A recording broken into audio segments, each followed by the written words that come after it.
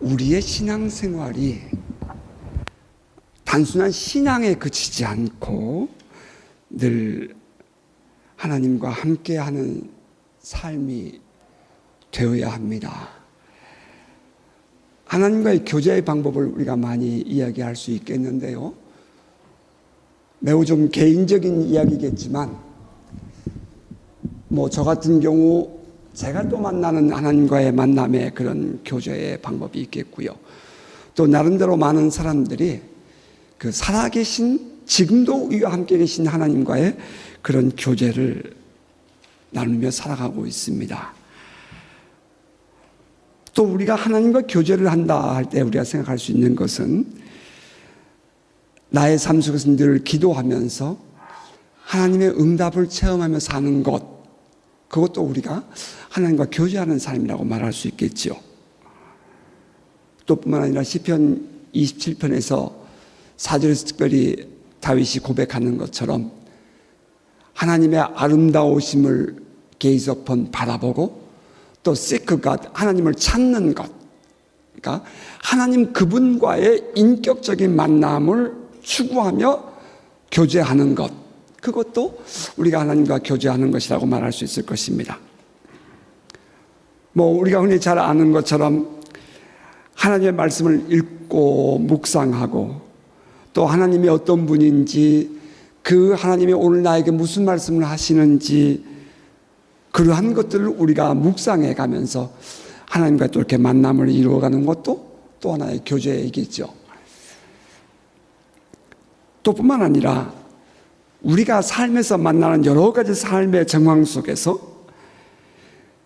하나님의 시각으로 나의 삶을 다시 해석하고 또 이해하고 또 그렇게 바라보며 사는 것, 똑같은 상황인데도 불구하고 긍정적으로 혹은 생산적으로 혹은 적극적인 마음으로 이해하고 받아들이는 것, 그러니까 수용하는 삶, 어쩌면 그것도 하나님과 교제하는 삶이라고 이해할 수 있을 것 같아요.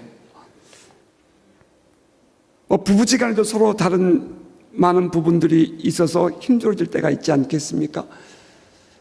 제 개인적인 얘기가 오히려 도움이 될 것 같아요. 저는 제가 아내에게 어느 날 꽃을 한 송이 사가지고 이렇게 아파트를 띵동 눌렀습니다. 그리고는 꽃을 쓱 내밀었어요. 왜? 나 그날 집에 들어가면서 너무 기분이 좋고 아내에게 주고 싶어서 사고 갔단 말이에요. 그런데 아내는 탁 손을 내미는 제 손을 써보면서 나 꽃 안 좋아하는데 이러는 거죠. 게리 체프만이 말하는 사랑의 언어 5가지가 있다 하잖아요. 특히도 저는 제 아내에게 아침마다 눈을 뜨면은 여보 사랑해, 그렇게 제가 얘기를 해줍니다. 그리고 커피 한 잔을 다 가지고 와서 꼭 사랑을 제가 확인을 해주죠. 근데 이 사람은 사랑해 하는 말을 못해요. 그래서 제가 억지로 사랑해요, 해봐요, 그러면 I love you, 그냥 그러고 끝나버립니다. 저와는 전혀 사랑의 언어가 달라요. 젊은 날은 그게 화가 나가지고 제가 우리 좀 바람 좀 쐬러 나가자 그러면 당신 혼자 갔다 오세요 이러는 거예요. 그러면 혼자 영 넘어서 한계령도 갔다 오고 미지영도 넘어서 동해바다 갔다 오고, 이 사람은 절대로 밖에 나가는 법이 없습니다. 혼자 앉아서 그냥 지내는 거예요, 집에서. 그러면 화가 나잖아요. 여러분 어떠세요? 저는 그러면 화가 나요. 나하고 도대체가 마음이 안 맞아. 이런 여자가 어떻게 사나 싶죠.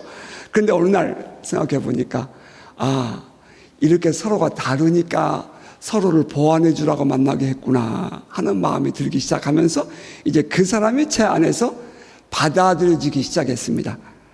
저는 이것도 어쩌면 하나님께서 저에게 이 세상을 살아가는 또 하나의 눈을 열어주는 것 아니겠느냐라고 저는 이해하게 됐어요. 이것이 또 하나님과 교제하는 방법이겠다 하는 그런 생각을 갖게 되었습니다. 다시 말하면 나의 모든 삶을 통해서 하나님의 뜻을 구하는 삶을 사는 것, 이것이 어쩌면 또 하나의 하나님과 교제를 나누는 그런 삶일 수 있겠다는 것을 인정하게 됩니다. 우리의 신앙생활은 이벤트가 아닙니다. 인생이라는 긴 여정을 살아가는 거죠. 하나님이 선택한 아브라함, 하나님이 선택했다고 해서 모든 일이 다 형통한 것 아니었습니다. 하나님이 그에게 자손을 주겠다고 했다고 약속했다고 해서 하루아침에 뚝딱 자손 준 것이 아니라 우리 한국말에 있죠. 삼시세판. 세 번째 가서야 이제 비로소 이삭을 낳습니다. 뿐만 아니라 이 아브라함이 하나님의 은혜를 입었다고 그래서 아들을 얻었다고 해서 그것도 끝나는 것이 아닙니다. 하나님께서 그 아들을 바치라고 하는 시험도 받게 됩니다. 우리의 인생은 긴 여정이라는 것입니다. 다윗이 어렸을 때에 사무엘 선지자를 통해서 기름 부음을 받습니다. 그렇다고 그가 모든 것이 하루아침에 왕이 되는 것은 아닙니다.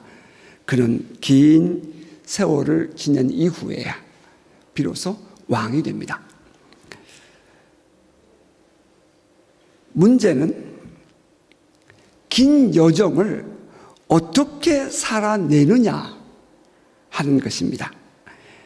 그냥 세상에서의 삶에 푹 빠져서 하나님을 잊어버리고 살 것이냐, 아니면 오늘 나의 삶의 현장에서 하나님을 인식하고 하나님과 함께 사는 삶을 살아갈 것이냐 하는 질문을 가져봅니다. 여러분 어떻습니까? 평소처럼 아무런 문제가 없을 때는 문제가 안 돼요. 그런데 생각지 않았던 때에 불쑥 어려운 일을 만나게 되면 이제 그때 비로소 우리의 모습이 지금까지 나의 신앙은 어떻게 훈련되어졌는지를 우리가 알게 되는 것이랍니다.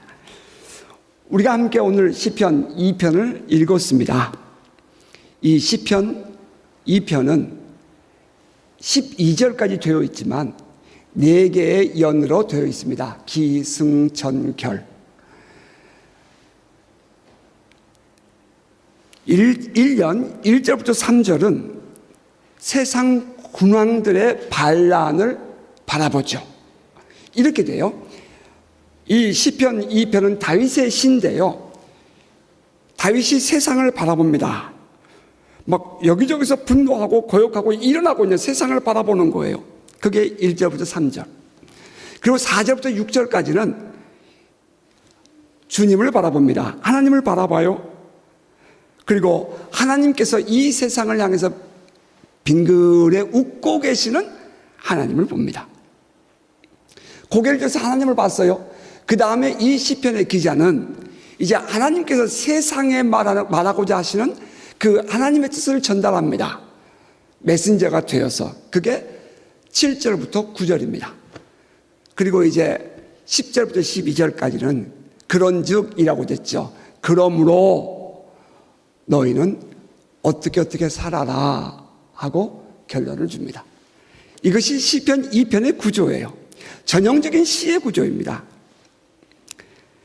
하나님을 하나님되게 인정하고 하나님의 역사하심을 마음으로 받아들이라라고 권면하는 것입니다. 여러분, 제가 굉장히 중요한 얘기를 했어요. 하나님을 하나님 되게 인정하고 오늘 우리의 삶의 주인이 하나님이시라면 그것을 우리가 정말 마음으로 기쁨으로 받아들이고 수용하고 순종하자는 것입니다. 이 시편은 일반적으로 이 다윗 왕이 아들 압살롬의 반역을 만나서 피난 다닐 때 지은 시로 알려져 있어요. 압살롬이 반역했을 때 다윗이 도망 다니잖아요. 그때 지은 시라고 이해하고 있고요. 또 다른 성경학자들은 이 시는 장차 오실 메시아에 대한 그런 시로 해석해 놓기도 했습니다.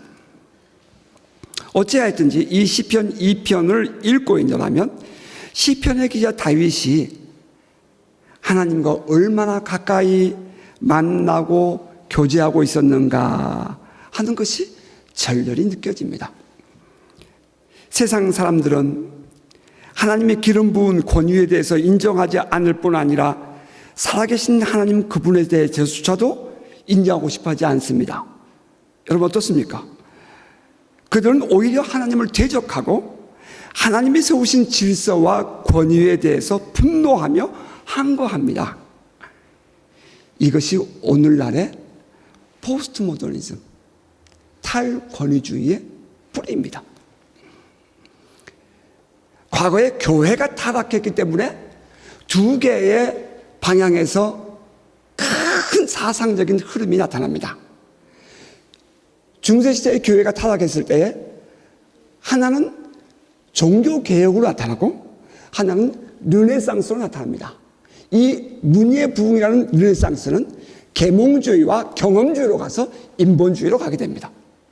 그런 큰 사상적 흐름이 오늘날도 역시 이 시대의 큰 두 개의 트렌드입니다. 축입니다.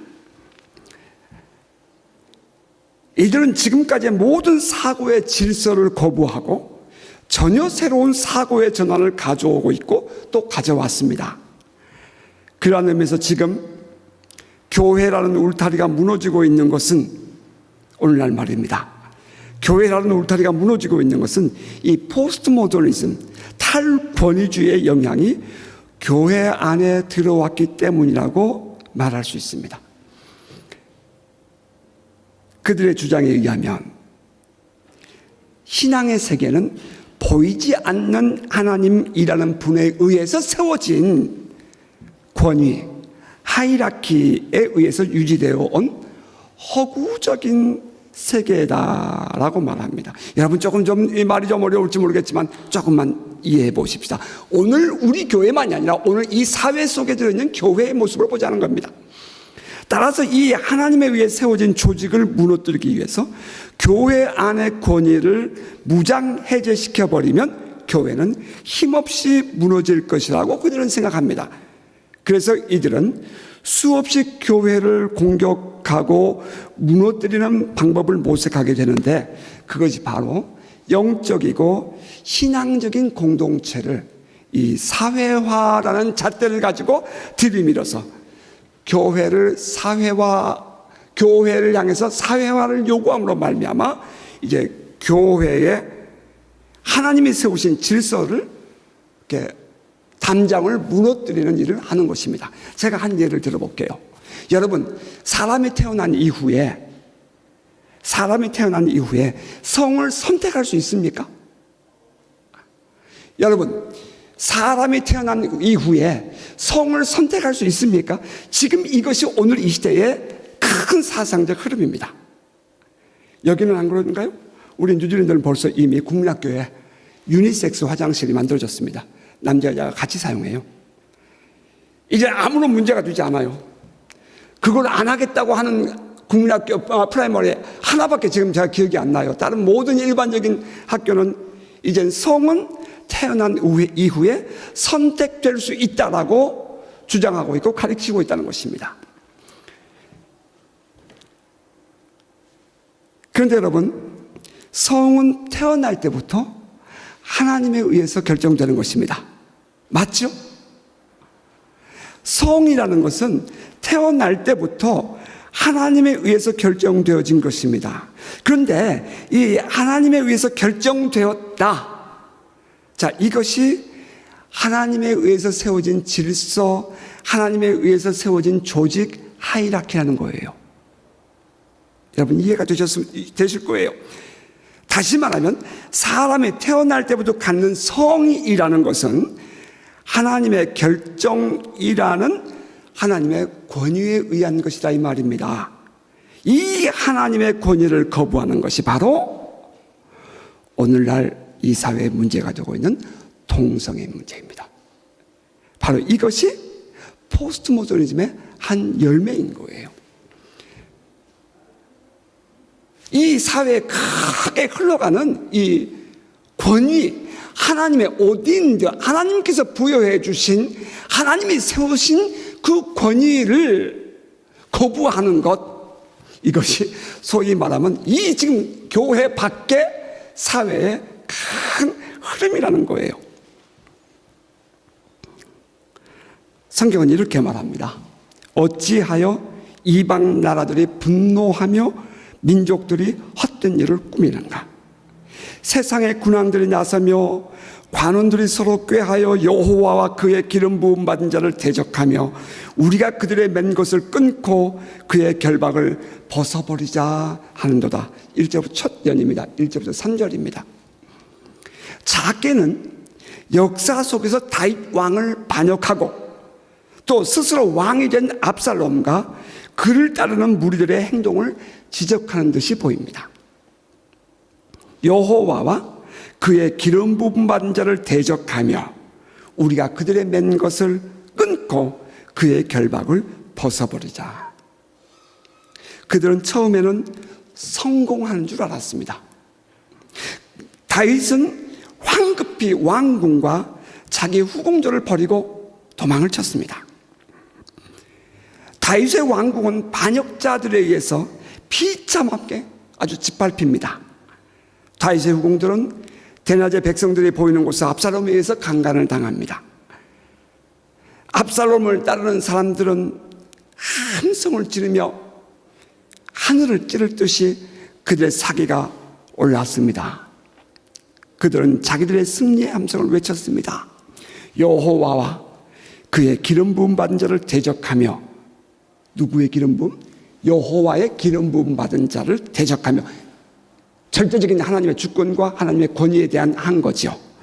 우리가 그들의 맨 것을 끊고 그의 결박을 벗어버리자. 단순히 여기까지만 보면 압살롬이 이기고 세상의 군왕들이 이겼습니다. 교회는 곧 문을 닫을 듯이 보입니다. 이제는 교회는 더 이상 이 사회를 향하여 빛을 발할 수 없는 무능력한 존재가 되어져 버립니다. 허구적인 공동체가 되고 마는 것입니다. 더 이상 세상에 하나님을 믿는 신앙은 이어가지 못할 듯이 보입니다. 자, 바로 이때에 시편 기자 다윗은 고개를 들어 하나님을 바라봅니다. 이것이 중요합니다. 평소 땅만 바라보고 사는 사람이라면 반역자들 편에 서서 하나님의 사람들을 조롱할 것입니다. 막 다 그렇지 뭐, 다 잘못됐지 뭐, 이렇게 말할 거예요. 비웃으면서. 보이는 것을 추구하며 세상에서 많아지는 것, 높아지는 것, 인정받는 것, 소위 세상에서 말하는 성공을 하나님의 복이라고 추구하며 살아온 사람이라면 그들은 분명히 그 앞 연인 1절부터 3절 그 불불 끓어오르는 그 많은 군상들, 인간들의 그 속에 속하여 스며들어가는 것을 결코 부끄럽게 생각하지 않을 것입니다. 그러나 다윗은 그렇게 할 수 없었습니다. 그는 고개를 들어 하나님을 바라봅니다. 비록 그는 피난을 가는 신세였지만 그가 바라본 하나님의 나라는 전혀 다른 모습이었습니다. 4절 이하는 이렇게 말해요. 하늘에 계신 이가 웃으시며 주께서 그들을 비웃으시리로다. 1절부터 3절은 어땠어요? 열왕이 들끓고 일어났잖아요. 그런데 하늘에서 하나님이 어떻게 하신다고요? 그들을 바라보면서, 위에서 아래를 바라보면서 빙그레 비웃고 계시는 거예요. 라페다 하고 계시는 거예요. 그때 분을 바라며 진노하사 그들을 놀라게 하여 이르기를 내가 나의 왕을 내 거룩한 산 시온에 세웠다 하시리로다. 하나님이 이렇게 말씀하고 계신 것입니다. 그래, 너희들이 내가 기름 부은 자를 대적하고 반역을 해? 내가 세웠어. 내가 세웠어. 이 교회 내가 세웠어. 이 땅에 하나님의 사람들 내가 세웠어. 누가 하신 말씀이에요? 하나님이 하시는 거예요. 예수를 값주고 사신 하나님께서 우리를 바라보시면서 이들은 내 딸이야, 내 아들이야, 내가 세웠어. 지금 그러고 계시는 거죠. 세상에서 바라볼 때는 힘도 없고 연약해 보이지만 그 세움받은 권위가 하나님께 있다, 이 말입니다. 하나님이 빙그레 웃고 계신 것입니다. 하나님이 없다 하는 자들이야, 시편 14편처럼 하나님이 없다 하는 자들이야 하나님이 비웃으시든지 그렇지 않든지 그건 아무 상관이 없겠지요. 하지만 하나님과 늘 함께 교제하며 살아온 다윗은 비록 그가 죄를 짓고 넘어져서 그 결과로 이러한 어려운 일을 만났다는 사실을 깨닫고 있음에도 불구하고, 그럼에도 불구하고 다윗은 여전히 하나님과 교제하며 살고 있었던 것입니다. 때로는 우리가 신앙생활하다가 넘어지기도 합니다. 실수합니다. 그럴 수 있어요. 그러면 원수는 우리를 향해서 정죄하고 비판하고 조롱하죠. 그러나 그때 우리가 깨달을 것이 무엇입니까? 그래, 그래서 나는 예수가 필요해. 그래, 그래서 나는 예수가 필요해. 그래서 나는 십자가의 사랑밖에는 답이 없어. 내가 자랑할 것이 없어. 그래, 나는 그래서 예수가 필요해 라고 우리 고백할 수 있어야죠. 지금 다윗이 압살롬의 반역은 이미 사무엘하서 13장 이하에서 나단 선지자를 통해서 이미 들었어요. 너 실수했기 때문에, 너 잘못했기 때문에, 그래, 하나님께서는 너에게 칼이, 피가 멈추지 않을 거야. 어려운 일을 만날 거야. 이미 하나님이 그렇게 말씀하셨어요. 따라서 그가 지금 피난을 가요. 그래, 이거 나의 실수 때문이야. 나의 잘못이야. 그래서 그들이 여기저기서 비난의 소리를 하고 일어날 때에 다윗은 기죽지 않습니다. 그래, 그래서 나는 하나님이 필요해. 그래서 나는 하나님이 필요해. 그래서 난 예수가 필요한 거야. 그러면서 다윗은 고개를 들어 하나님을 본다는 것입니다. 오늘 우리가 이 땅에 살면서 때로는 힘들고 어려운 일을 만났을 때에 여러분 하나님이 보이시기를 주의 이름으로 축복합니다. 고개를 드시기 바랍니다.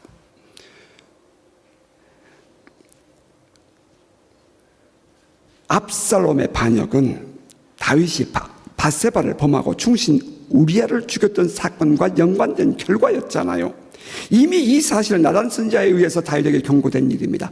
다윗이 만난 이 고통이 자기의 허물과 죄로 말미암은 결과라는 사실을 알고 있음에도 불구하고 하나님이 여전히 다윗 편에 서 계시다는 것을 다윗은 알고 있었습니다. 다윗이 고난을 당해도 이것은 하나님이 허용하신 것을, 하나님이 허락해서 내가 이런 어려운 일을 당하고 있다는 사실을 다윗이 알고 있었다 이 말이에요. 하지만 다윗은 거기서 쓰러지지 않습니다. 다윗이 눈이 열립니다. 그리고 하늘 보좌에 앉으신 하나님을 봅니다. 하나님이 빙그레 웃으시면서 이렇게 말씀하십니다. 내가 나의 왕을 내 거룩한 산 시온에 세웠다. 누가? 하나님이. 아멘이세요? 여러분을 구원하시는 그분은 세상이 아니라 그 누가 아니라 하나님이세요. 하나님께서 우리의 아이덴티티를 세워주셨고요. 하나님께서 우리의 셀프 이스팀을, 우리의 자존감과 우리의 정체성을 하나님이 세워주셨어요. 너는 내 아들이라고, 너는 내 딸이라고. 아멘이세요? 비록 실수하고 넘어졌다 할지라도 원수는 우리에게 공격해 올 때에 우리를 변호하신 분이 누구세요? 그분이 바로 하나님이시잖아요. 이방 나라 군왕들은 그 왕을 향하여 반역하고 그 왕을 쫓아내었지만 하나님의 허락이 없이는 안 돼 하는 것이 하나님의 선언이었습니다. 하나님이 왕을 세웠습니다. 그러면 이 왕의 권위는 어디서 나왔죠? 세우는 자에서 나오지 않습니까? 비록 다윗이 죄를 짓고 벌을 받는다 할지라도 그의 폐위는 왕에서 쫓겨나는 것은 오직 하나님만이 하실 수 있는 것입니다. 그런데 세상의 군왕들은 자기들이 왕을 폐위하겠다고 합니다. 실제로 다윗은 반역에 의해서 그렇게 쫓겨났어요. 그런데 하늘나라에서는 아직 여전히 이 거룩한 산 시온의 왕은 하나님이 세우신 다윗이었습니다. 자, 오늘날 이 세대를 보면 거짓 사상과 체계가 이기는 것 같이 보입니다. 실제로 다윗은 반역에 의해서 그렇게 쫓겨났어요. 하지만 하늘나라에서는 아직 여전히 거룩한 산 시온의 왕은 하나님이 세운 사람이었습니다. 오늘날 이 시대를 보면서 이 시대를 이겨낼 수 있는 힘, 어디서 나옵니까? 그것은 바로 우리가 하나님을 바라볼 때입니다. 여러분 동의하십니까? 우리가 하나님을 바라볼 때, 하나님을 보일 때, 하나님을 볼 수 있을 때에, 하나님의 시각을 우리가 가질 수 있을 때에 우리는 비로소 하나님의 자녀로서의 정체성을 가지고 살아갈 수 있게 되는 것입니다. 금방이라도 교회가 무너지고 나라가 망할 것 같아요. 이때 신앙을 가진 사람들이 제일 먼저 바라볼 곳은 어디입니까? 세상의 소리에 마음을 빼앗기고 세상 돌아가는 데 온 정신을 놓았던 우리들의 정신을 가다듬고 이제는 그만 하나님을 향하여 고개를 드는 복된 성도 되시기를 축복합니다. 우리의 참된 신앙의 가치가 무엇입니까? 이 세상 역사 위에 하나님이 계시다는 것 아닐까요? 여러분 제가 질문해 볼게요. 여러분 잘 따라오십시오. 이 세상의 이 역사의 주인은 하나님이십니까? 정말입니까? 자, 그러면 또 여쭤볼게요. 지금 여러분 나의 인생의 주인도 하나님이십니까?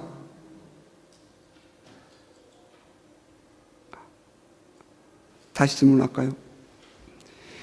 지금 여러분 마음속에 있는 도저히 용서가 안 되고 도저히 받아들이기 어려운 그 사람의 인생도 하나님의 주인이십니까? 답 주세요. 역사의 주인은 하나님이시라면, 나의 주인도 하나님이시라면 저의 주인도 하나님이십니다. 아멘입니까? 이것이 진정으로 수용되어지고 받아들여질 때에 우리는 비로소 하나님이 나의 왕이십니다. 비로소 하나님이 하나님 자리를 찾으시는 것입니다. 우리의 삶에서.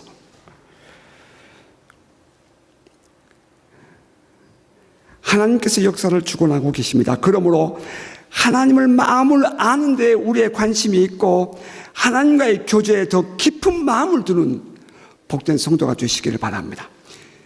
자, 이제 그 다음 년을 볼까요? 하나님을 바라보던 시편 기자는 이제 고개를 세상을 향하여 들고 돌리고 외칩니다.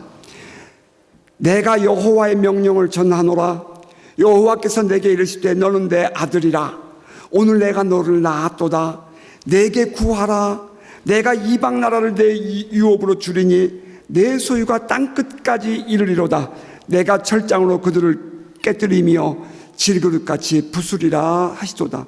세상에서는 군왕들이 다투며 하나님을 비웃습니다. 하지만 하나님은 그들을 향하여 오히려 비웃고 다윗에게 말합니다. 너는 내 아들이니라. You are my son. 그리고 내가 오늘날 너를 낳았도다 라고 말합니다. 오늘 아까 우리 영어 성경은 아마도 킹제임스인가요? 저는 주로 이제 보는 곳이 NIV를 많이 보는데요. NIV는 이렇게 영어를 써놨습니다. I have become your father. 완료형으로 썼어요. I have become your father. 전에도 너의 아버지였고 지금도 너의 아버지야. 그런 말이죠. 다윗, 너의 소속을 분명히 해. 너는 고아가 아니야. 너는 내 아들이야. 내가 너의 아버지가 되었고 또 지금도 너의 아버지란다. 그런 의미죠. 하나님께서 다윗을 향해서 그 정체성을 분명히 하고 그의 자존감을 확실하게 세워지고 있습니다. 비록 지금 당하고 있는 고통이 말할 수 없이 크지만 그럼에도 불구하고 자기가 누구인지를 알고 당하는 것과 그렇지 않은 것은 엄청난 차이가 나는 것입니다. 지금 당하고 있는 아픔과 고난도 살아계신 하나님 안에서 반드시 치유되고 회복되리라는 기대감을 가질 때에 우리가 겪는 고난은 감당할 힘이 생기는 것입니다. 이것도 지나가리라. 우리 그런 말 있죠. 그죠? 이것도 지나가리라. 지금 우리가 만나는 우리의 삶의 정황이 다 다르니까 이 모든 상황들 이것도 지나갈 것입니다. 아멘 안 하시면 한 번 더 할까요? 지금 여러분이 살고 있는, 여러분이 만나고 있는 삶의 상황들 저는 전혀 몰라요. 실질 상황이 전혀 어떤지 모르겠어요. 하지만 여러분, 지금 이것도, 이 상황도 지나갈 것입니다. 아멘입니까? 하나님은 다윗에게 또 이렇게 말해요. 나에게 구하라. 내가 이방 나라를 너의 유업으로 주리니 내 소유가 땅끝까지 이르리로다. 살아서 돌아올 수만 있어도 감사하고 잃어버렸던 왕궁으로 다시 돌아올 수만 있다면 이것은 더 말할 나위 없이 감사할 다윗에게 주시는 하나님의 말씀이에요.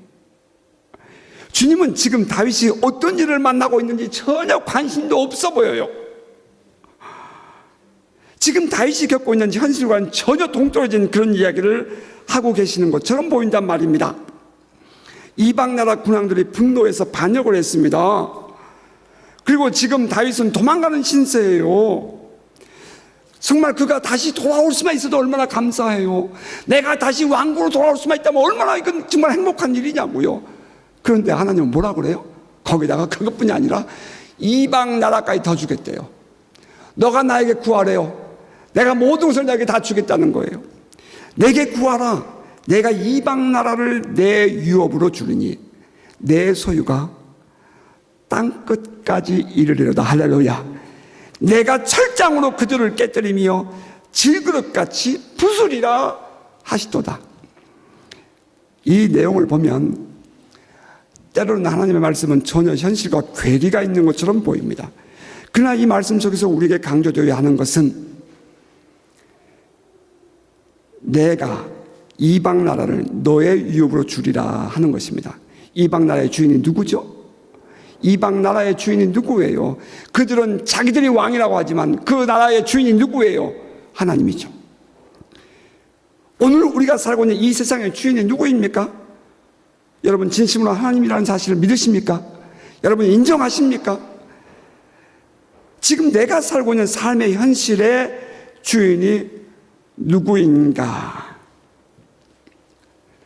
그것이 분명해지면 이제부터는 이런 고백이 나올 수 있을 거예요. 하나님이 붙여주셔야 비로소 내 것이 됩니다. 하나님이 붙여주셔야 비로소 내 것이 됩니다. 아무리 내가 많은 것을 모으고 아무리 내가 높은 자리에 가고 아무리 내가 많은 것을 누리고 있는 듯이 보여도 하나님께서 그거 나에게 붙여주지 않으면 다 그만입니다. 인정하시나요? 하나님이 나에게 주셔야 내 것 되는 거예요. 하나님이 허락하지 않으시면 수고는 하지만 어느 날 호박씨 열심히 까서 한 입에 홀딱 털어놓듯이 끝나버리고 마는 것이 인생입니다. 그러나 하나님이 허락하시면 빼앗겼던 모든 것을 회복할 뿐 아니라 하나님이 허락하신 권세와 능력까지도 누리게 될 것입니다. 자, 그러므로 이제 마지막 그러므로 다윗은 이제 세상을 향하여 외칩니다. 다윗이 지금 어떤 자리에 있다고요? 피난하고 있는 거예요. 자기의 아들이 반역을 했어요. 모압 사군이 다 그 주변에 있어요. 훌륭한 장수들이 함께하는 거예요. 그래서 그는 지금 도망가고 있다고요. 급하게 하나님을 보았어요. 하나님의 음성을 들었어요. 그러고 나니까 다윗이 이제 뭔가가 바뀌었어요. 그런즉 군왕들아 너희는 지혜를 얻으며 세상의 재판관들아 너희는 교훈을 받을지어다. 여호와를 경외함으로 섬기고 떨며 즐거워할지어다. 그의 아들에게 입맞추라. 그렇지 아니하면 진노하심으로 너희가 길에서 망하리니 그의 진노가 급하심이라. 여호와께 피하는 모든 사람은 다 복이 있도다. 그의 아들에게 입맞추라. 왜 하나님의 아들에게 입맞춰야 합니까? 그의 아버지, 살아계신 하나님 때문입니다. 하나님은 이 세상의 참된 주인이세요. 참된 권위를 가지고 세상의 질서를 세우시는 분이십니다. 세상 위에서 운행하시며 역사하시는 분이세요. 하나님이 허락하시면 다 몰락할 것 같았던 것이 다시 아나스타시스, 다시 부활하고 다윗 다시 모든 것을 다 빼앗겼던 다윗 왕도 다시 일어나서 이방 나라를 치고 다시 세워질 것입니다. 그리고 결국에는 하나님의 나라를 세우시는 그 뜻을 이루실 것입니다. 그 하나님이기 때문에 그 하나님의 아들에게 입을 맞추라는 거예요. 그러므로 군왕들아, 세상에서 모든 것들을 너의 뜻대로 너의 마음대로 다 할 줄 알고 살아가는 세상의 왕들아, 여호와 하나님을 너희의 인생의 중심에 모셔드려라. 여호와 하나님을 경외함으로 섬기고 떨며 즐거워할지어다. 즐거워해라. 하나님만이 우리의 인생의 주인이시다. 그 말이죠. 이것이 인정된다면 그의 아들에게 입맞추고 그와 교제하며 살아라. 그 말입니다. 자, 오늘 이 세상에서 하나님이 없다고 떠들며 사는 사람들, 하나님이 세우신 기름 부음 받은 자에 대하여 항거하며 하나님의 질서를 무너뜨리고 사는 사람들에게 주님이 말씀하십니다. 그의 아들에게 입맞추라. 그렇지 않으면 진노하시고 너희가 길에서 망하리니 그의 진노가 급하심이라. 여호와께 피하는 모든 사람은 다 복이 있도다. 자, 어떤 분들은 너무 생각이 빨라요. 그의 아들은 궁극적으로 누구를 말할까요? 그가, 여호와가 기름 부으신 자 누구를 말할까요? 너무 생각이 앞서가는 분들이 많죠. 그죠?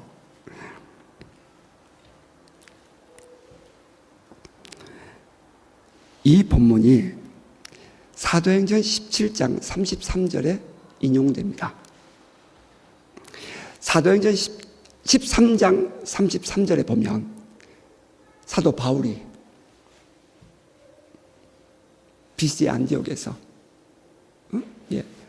안디옥에서 설교를 할 때에 예수 그리스도를 소개하며 시편 2편 이 말씀을 인용합니다.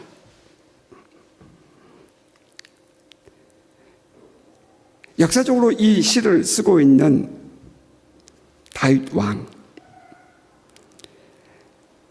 그의 아들이라고 말할 때에 오늘날 우리 너무나도 많은 사람들은 그냥 그것은 놓고 가고요.